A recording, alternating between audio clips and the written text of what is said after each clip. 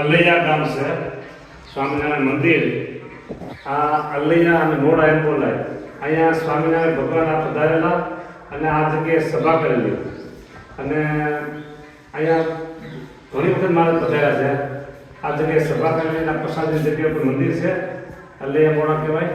અને અહીંયા ભગવાને સમાધિ કરાવી અને બધાને મોકલી દીધા ધામમાં. જ્યાં સમાધિ કરી કોઈ રહ્યા નહીં, બધા ટકોટે બધા પાછા આવતા જતા. ગુણાતીતાન સાહેબ વાતોમાં લખ્યું છે કે અલૈયા ગામમાં મહારાજ સમાધિ કરે બધા મોકલી દીધા, પણ કોઈ રહ્યા નહીં, બધા પાછા આવતા રહ્યા. એ આ પ્રસાદીની ભૂમિ. આ બધા હાલા પંથકના બધા મુક્તો હતા.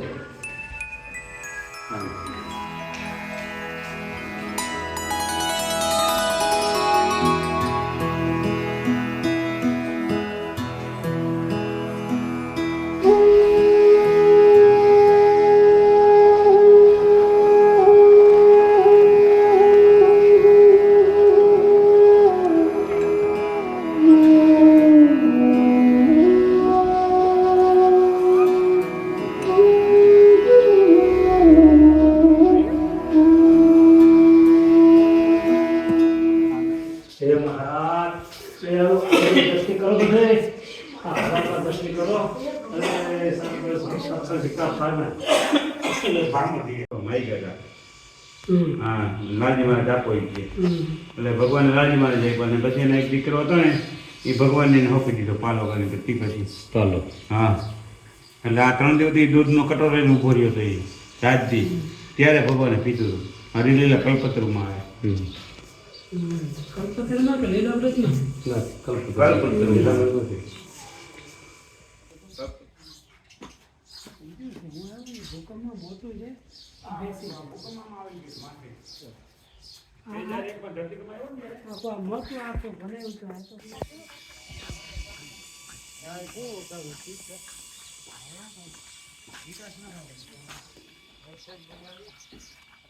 આ બધું જે દેખાય ને એ ભૂમિ બધી એ સચ્ચિદાનંદ સ્વામીની કુટુંબ પરિવારની પરિવાર બધા રહેશે.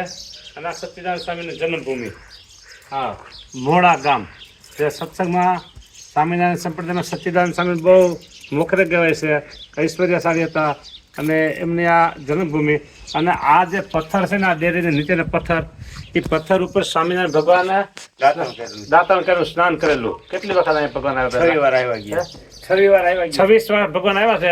ત્યારે આ પથ્થર ઉપર બેસીને સ્નાન વિધિ કરતા, દાંતણ બધું અહીંયા કરતા. સવારનો દૈનિક કાર્યક્રમ બધું. આ બધી ભૂમિ છે ને એ જન્મભૂમિ, એના પરિવારો બધા અહીં બેસે. આપણે સંતોષ ભગવાનંદ સ્વામીના 8મી પેઢી, સચ્ચિદાનંદ સ્વામીના 8મા પેઢીના વારસદાર છે આપણા ભાઈ. તમારું નામ શું છે?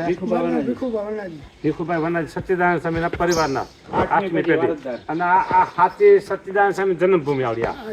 હા, એટલે અહીંયા આપણે સંકલ્પ કરીએ કે આનો ખૂબ વિકાસ થાય, આ બધી જમીન ભૂમિનો વિકાસ થાય.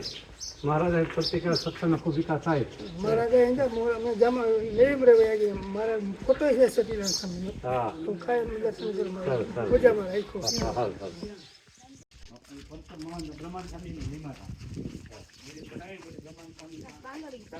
સ્વામિનારાયણ સંપ્રદાયમાં કેન્દ્ર સમાન હોય તો વડતાલ.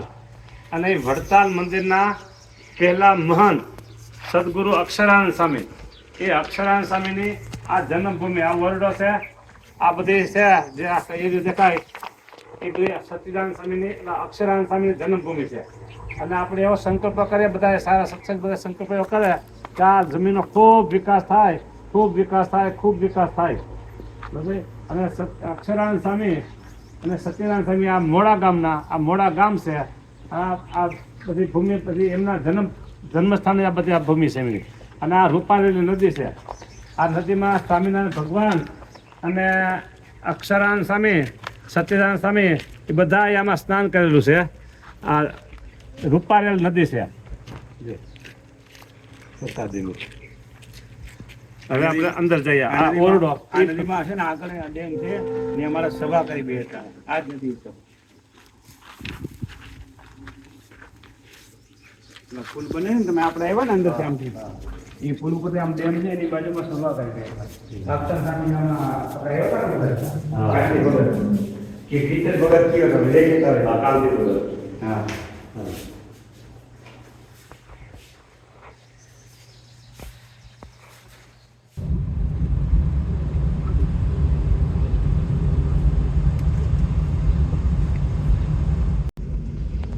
એમના માતુશ્રી તમારી પાસે બિરાજમાન છે. 2 વર્ષ પહેલાં તમે એમના માતુશ્રી તમારે મૂર્તિના સ્વરૂપમાં રાખ્યા છે. આજે એમની પુણ્યતિથિ છે એટલે આજે તમારે એમને ખૂબ આશીર્વાદ દેવાના છે. આશીર્વાદ એવા દેવાના કે એમને તમારી મૂર્તિનું ખૂબ અને ખૂબ સુખ મળતું રહે.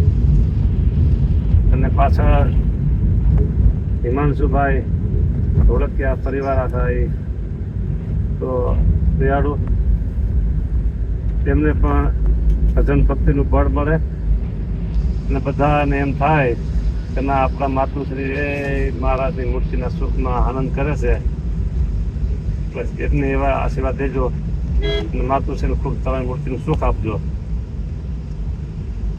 જામનગર જાતરાનું ધામ છે. જામનગર જાતરાનું ધામ છે. સ્વામી મંદિરમાં શ્રી ઘનશ્યામ છે. સ્વામી મંદિરમાં શ્રી ઘનશ્યામ છે.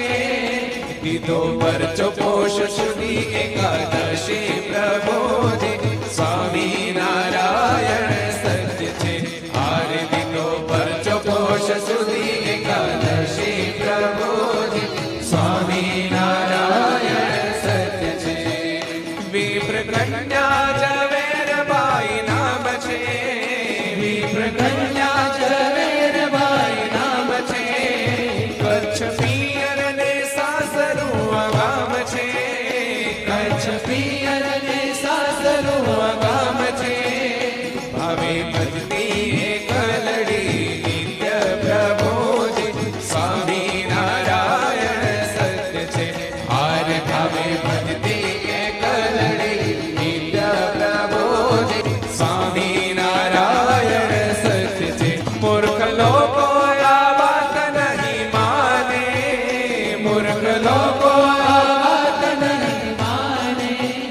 જો આંખે જૈસા ઝવેરભાઈને જે મહારાજે દર્શન દઈ વન્યતા રૂપ ધારણ કરી સ્ત્રીનું રૂપ ધારણ કરી દર્શન દઈને આંખમાં ટીપા નાખ્યા એ આ જગ્યાએ આ પ્રસાદીની જગ્યા.